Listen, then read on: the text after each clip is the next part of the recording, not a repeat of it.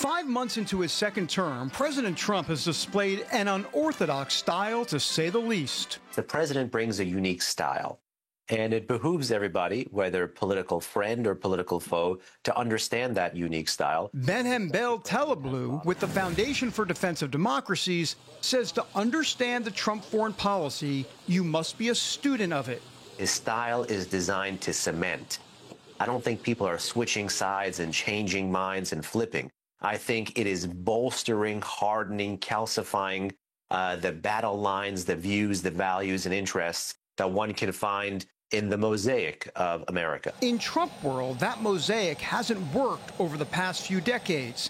In the aftermath of 9/11, for example, the pattern included nation building and forcing freedom into countries not ready or not wanting it. In the end, the so-called nation builders wrecked far more nations than they built, and the interventionists were intervening in complex societies that they did not even understand themselves. Trump also believes America shouldn't be playing a global moral authority card. I believe it is God's job to sit in judgment, my job to defend America, and to promote the fundamental interest of stability, prosperity, and peace. And that means being transactional, such as making deals, economic and otherwise, to first give peace a chance. The goal is not more war. The goal is to stop wars. Retired Colonel Rob Maness believes it can be worth being unorthodox. Case in point, Trump meeting with Syria's new leader, once considered an al-Qaeda terrorist. He sees playing nice with Syria as unconventional and a potential move to isolate Iran and China, who are interested in its oil fields. I don't like it one bit that the president decided to meet with him, but if it helps achieve that larger goal of peace through strength and reestablishing that, I have to accept it and move forward with it. The unorthodox foreign policy began in his first term by engaging in direct diplomacy with North Korea and comparing whose nuclear button was bigger. He then challenged NATO allies to pony up more money.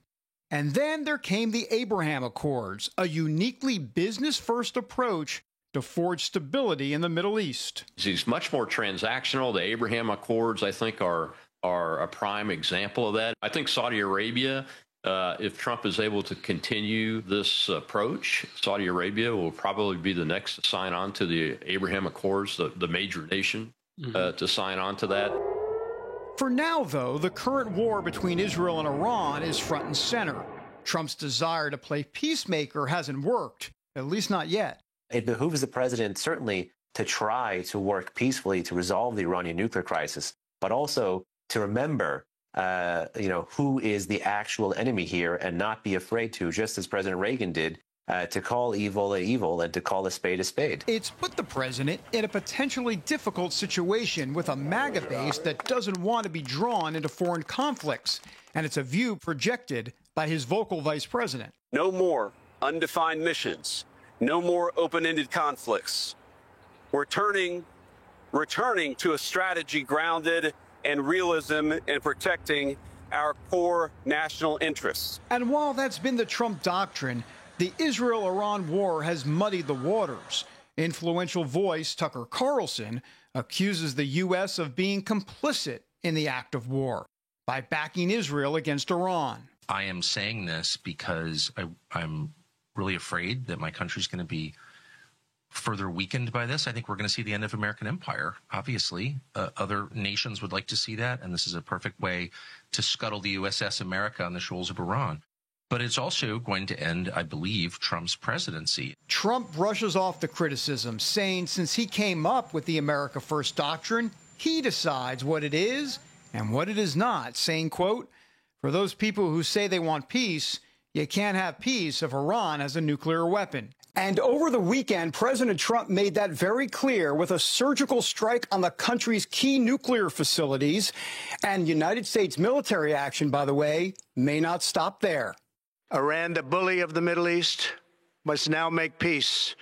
If they do not, future attacks will be far greater and a lot easier. He's proven that what really does matter is U.S. power, is U.S. primacy, and a vigorous defense of that will mean a more secure homeland and more secure American interests abroad. And we're seeing it play out in real time with world events all over the globe. David Brody, CBN News, Washington.